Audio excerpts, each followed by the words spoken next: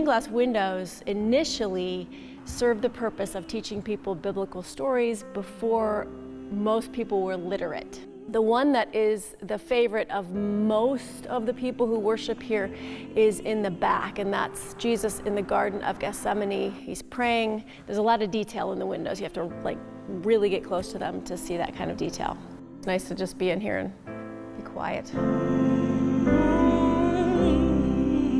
The glass windows are a very significant part of the cathedral itself. Probably the most famous stained glass window.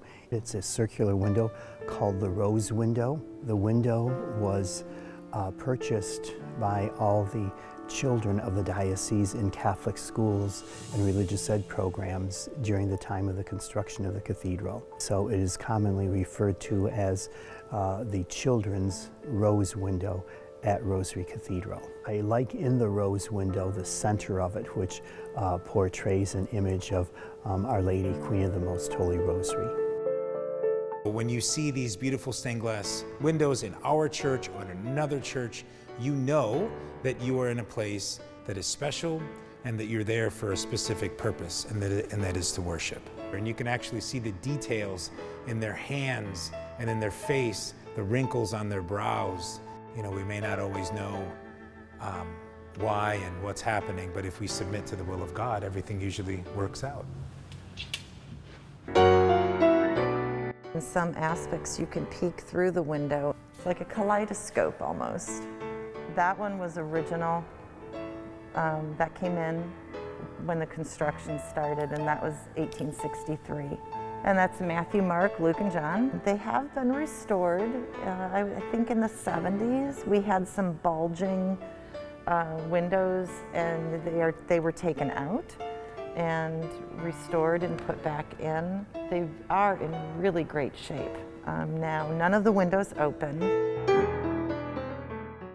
They're very fixable, and they can be as beautiful as they once were. Each piece is numbered, noting the cracks, so we can then see which pieces we need to take apart and put back together within the new panel. This little dove window here at the top of the stained glass windows is this piece here. Start with the outline, the tracing of the outline of the shape of the mouth and the nose, fire it.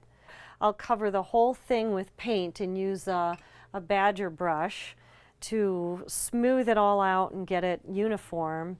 And then I'll go in with some of these scrub brushes here, and then I'll remove the light where the highlight is and fire it again. You'll note the blonde hair of Justice. It has browns and reds and pinks. The toe is painted on the glass behind the glass that's showing you the rippled water. I get a calm when I walk in here and sit down. It's just a lovely place to worship. I sit in the middle, right in the middle, so I can see all my windows. And our balcony window here is our biggest. It has 87 different characters in that window. From all different walks of life, from all over the world, they're all coming toward the Lord. At the feet of St. Peter, you'll see a rooster crowing. So you got this beautiful saint, but it also represents the truth that he was a sinner. These two transept windows, these two windows were blown out tragically in 1919 by a tornado. The workmanship is absolutely incredible. The parish itself was founded in 1701, so it's the second oldest operating parish in the United States. The church is very well known in Metro Detroit. The church is meant to inspire.